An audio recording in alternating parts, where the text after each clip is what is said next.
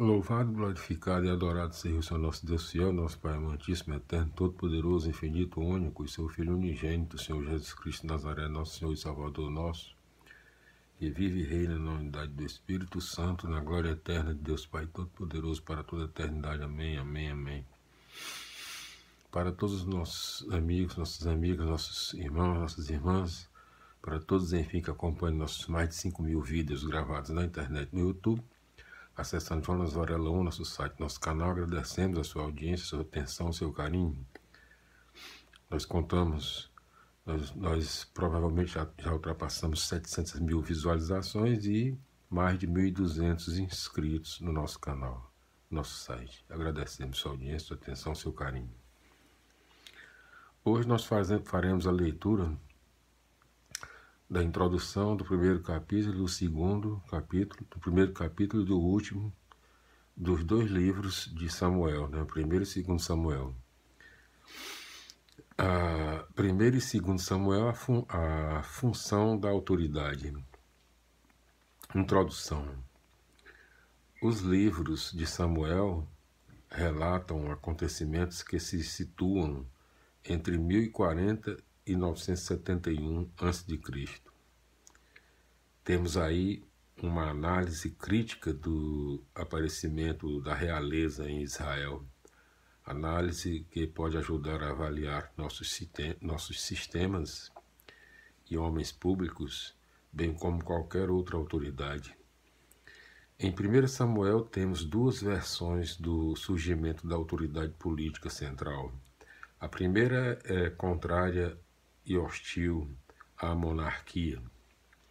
1 Samuel 8, 10, 17 a 27, representando a visão mais democrática das tribos do norte que viviam em terras mais produtivas.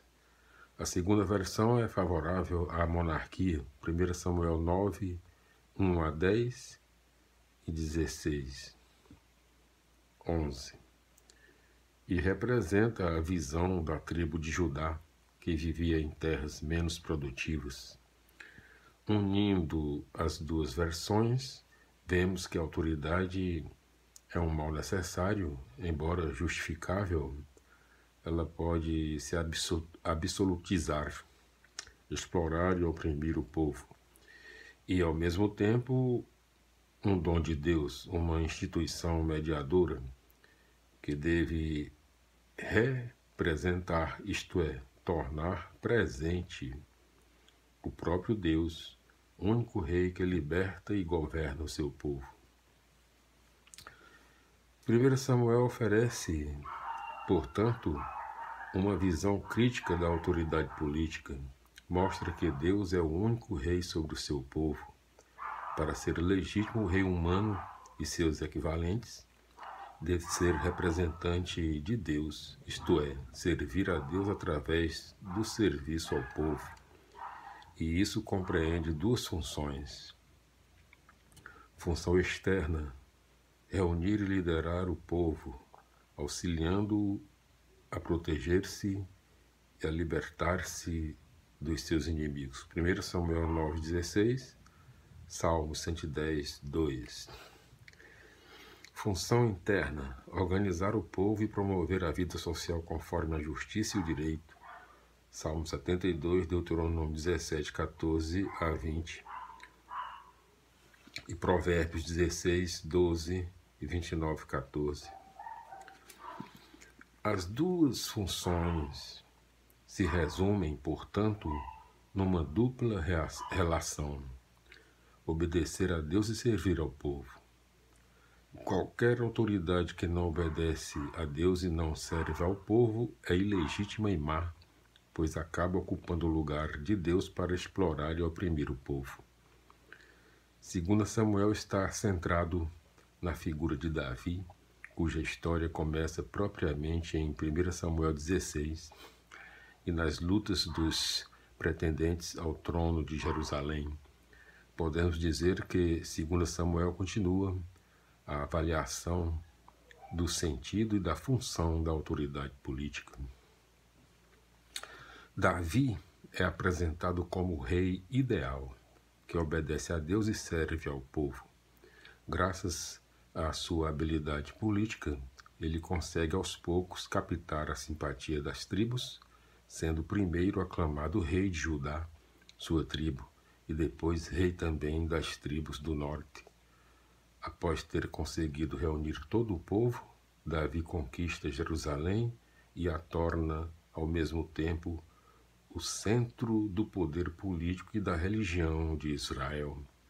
O ponto mais alto da sua história é a profecia de Natã, 2 Samuel 7, em que o profeta anuncia que o trono de Jerusalém sempre será ocupado por um Messias, que é igual a rei ungido. Messias é igual a rei ungido, significa rei ungido, é da família de Davi. É a criação da ideologia, vamos repetir aqui para não ficar muito assim confuso, né? O ponto mais alto da sua história, ou seja, da história de Davi, é a profecia de Natã, 2 Samuel 7, em que o profeta anuncia que o trono de Jerusalém sempre será ocupado por um Messias. Messias significa rei ungido. Messias é igual a rei ungido, da família de Davi. É a criação da ideologia messiânica. O povo será sempre governado por um Messias, descendente de Davi. Logo depois começa a competição pelo poder e pela sucessão e, finalmente, o trono é ocupado por Salomão, que por si não era o herdeiro direto. 2 Samuel 9, 1 Reis 2. Davi passou para a história como o modelo da autoridade política justa. Por isso, mesmo com o fim da realeza, os judeus permaneceram confiantes no ideal messiânico e ficaram à espera do Messias que iria reunir o povo, defendê-lo dos inimigos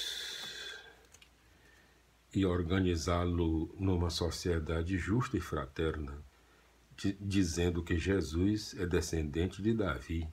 Os evangelhos mostram que ele é o Messias esperado. Daí o nome grego Cristo significa que é igual a Messias. Cristo significa Messias. Ele veio para reunir todos os homens e levá-los à vida plena, na justiça e fraternidade do reino de Deus. Primeiro livro de Samuel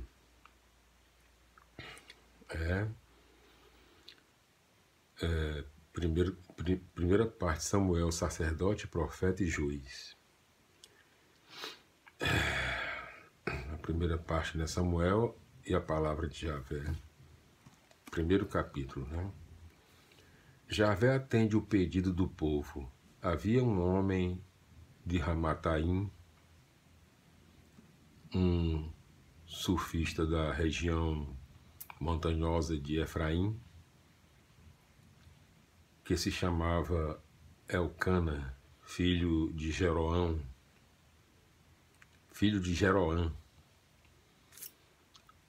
Elcana, filho de Jeroão, filho de Eliú, filho de Tou, filho de Suf, era um efraimita. Elcana tinha duas mulheres, uma se chamava Ana e a outra Fenena. Fenena tinha filhos, Ana, porém, não tinha nenhum. Todos os anos, Elcana subia de sua cidade para Silo, a fim de adorar e oferecer sacrifícios a Javé dos exércitos. Em Silo estavam Ofni e Finéias, os dois filhos de Eli, que eram sacerdotes de Javé. No dia em que oferecia sacrifícios, Elcana repartia porções para sua mulher Fenena e para todos os filhos e filhas dela. Embora tivesse maior amor por Ana, Elcana lhe dava apenas uma porção, porque Javé a tornara estéril. Com humilhações, Fenena irritava Ana, a quem Javé tinha deixado estéril. Isso acontecia todos os anos, e sempre que eles subiam ao santuário de Javé, Fenena ofendia Ana. E Ana começava a chorar e ficava sem comer. Elcana, seu marido, lhe perguntava: Ana, por que você fica chorando e não come nada? Por que você está triste? Por acaso eu não sou melhor para você do que 10 filhos? Depois de terem comido e bebido em Silo, Ana se levantou e se apresentou diante de Javé. O sacerdote Eli estava sentado em sua cadeira junto à porta do santuário de Javé. Cheia de amargura, Ana rezou a Javé, chorou muito e fez uma promessa dizendo: Javé dos exércitos, se quiseres dar atenção à miséria da tua serva e te lembrares de mim, e não te esqueceres da tua serva, e lhe deres um filho homem, então eu o consagrarei a Javé por todos os dias de sua vida, e a navalha não passará sobre a cabeça dele. Como Ana continuasse rezando a Javé, ele observava os lábios dela. Ana apenas murmurava, seus lábios se moviam, mas não dava para ouvir o que ela dizia. Por isso Eli pensou que ela estivesse embriagada.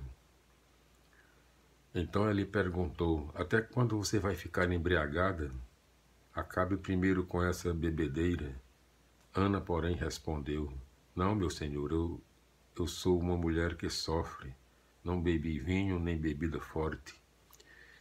Eu estava apenas me desafogando diante de Javé.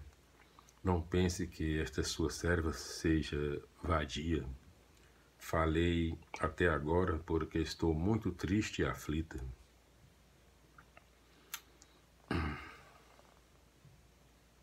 Então lhe disse Eli: vá em paz, que o Deus de Israel conceda o que você lhe pediu.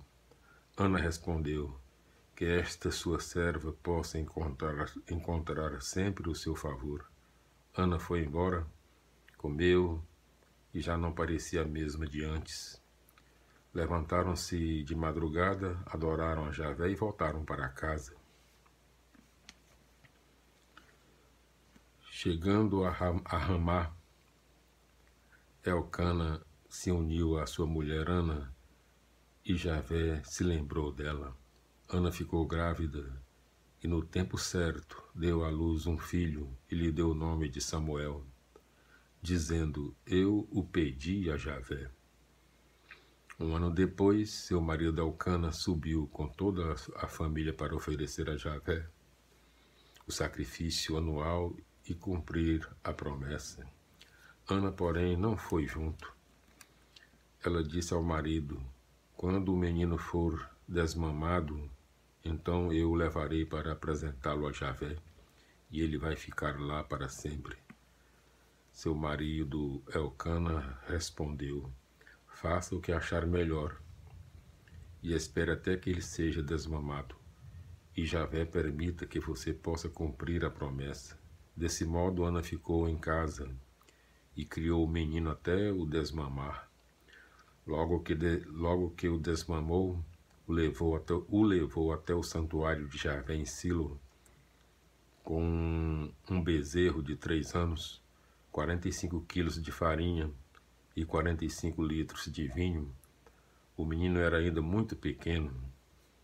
Eles imolaram o bezerro e levaram o menino a Eli. Ana disse: desculpe, Senhor, eu sou aquela mulher que estava aqui junto ao Senhor rezando a Javé. O que eu pedia era este menino, e Javé atendeu o meu pedido. Agora eu o entrego a Javé por toda a vida, para que pertença a ele, e se prostraram diante de Javé. 1 Samuel, vamos ver aqui, 1 Samuel,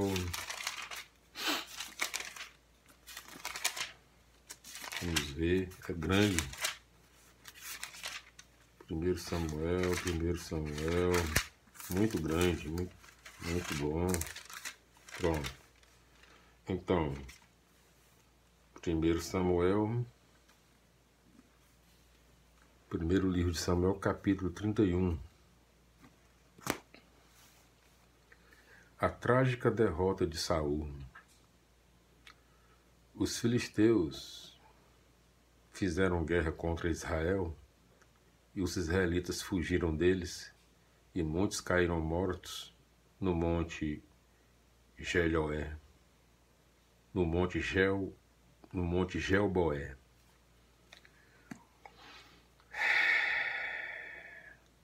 Os filisteus perseguiram Saul e seus filhos, mataram Jonatas, Abinadab e Melquissua. Os filisteus perseguiram Saul. Primeiro livro de Samuel, capítulo 31. A trágica derrota de Saul.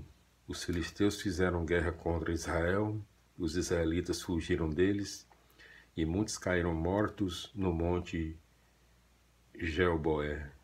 Monte Gelboé. Os filisteus perseguiram Saul e seus filhos, mataram Jonatas, Abinadab e Melquissua, filhos de Saul. Todo o peso do combate se concentrou sobre Saul. Os arqueiros o surpreenderam e o feriram gravemente. Então Saul disse ao escudeiro: desembainhe a espada e me atravesse antes que esses incircuncisos cheguem a caçoar de mim. O escudeiro ficou apavorado e não quis obedecer. Então Saul pegou a espada e atirou-se sobre ela. Vendo que Saul estava morto, o escudeiro também se jogou sobre sua espada e morreu com Saul. Desse modo, no mesmo dia morreram Saul, seus 3 filhos, seu escudeiro e todos os seus homens. Quando os israelitas que estavam no outro lado do vale e os da Transjordânia viram que os israelitas tinham sido derrotados e que Saul e seus filhos estavam mortos, abandonaram suas cidades e fugiram. Então os filisteus foram e as ocuparam. No dia seguinte, os filisteus foram despojar os cadáveres e encontraram Saul e seus 3 filhos mortos no monte Gelboé. Cortaram a cabeça de Saul e tiraram suas armas e as enviaram por todo o território filisteu, anunciando a boa notícia a seus ídolos e a seu povo. Depositaram as armas de Saul no templo de Astarte e dependuraram o cadáver dele na muralha de Bet-san. Os habitantes de Jabes e Galaade souberam que os filisteus tinham feito com Saul. Então todos os guerreiros caminharam a noite inteira, tiraram da muralha de Bet-san o cadáver de Saul e de seus filhos e os levaram a Jabes, e aí os queimaram. Depois recolheram os ossos, os enterraram debaixo da tamareira de Jabes e jejuaram durante 7 dias.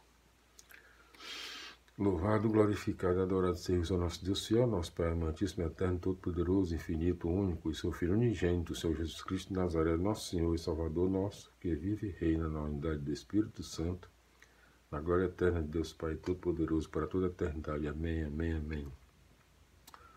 Para todos os nossos amigos, nossas amigas, todos que acompanham nossos mais de 5.000 vídeos gravados na internet, no YouTube, acessando Jonas Varelão, nosso site, nosso canal. Agradecemos sua audiência, sua atenção, seu carinho. Nós já contamos com, já provavelmente ultrapassamos 700.000 visualizações e mais de 1.200 inscritos no nosso canal. Agradecemos sua audiência, seu carinho, sua atenção. Hoje nós fizemos a leitura da Bíblia Sagrada, nas Sagradas Escrituras, no Velho Testamento, na palavra do Senhor nosso Deus fiel, nosso Pai Todo-Poderoso, infinito, único, do livro número 9 da Bíblia Sagrada no Velho Testamento. É o primeiro livro de Samuel, que é o quarto livro histórico, né? No próximo vídeo, se Deus quiser, nós faremos a leitura do 10º livro da Bíblia Sagrada no Velho Testamento, o segundo livro de Samuel, que nós consideramos aqui o 5º livro entre os livros históricos. Esse de hoje é o 4º livro, né, entre os livros históricos, primeiro livro de Samuel. Então, a paz do Senhor, glória a Deus, aleluia, amém, felicidades, até os nossos próximos encontros, se Deus quiser. Amém. Felicidades.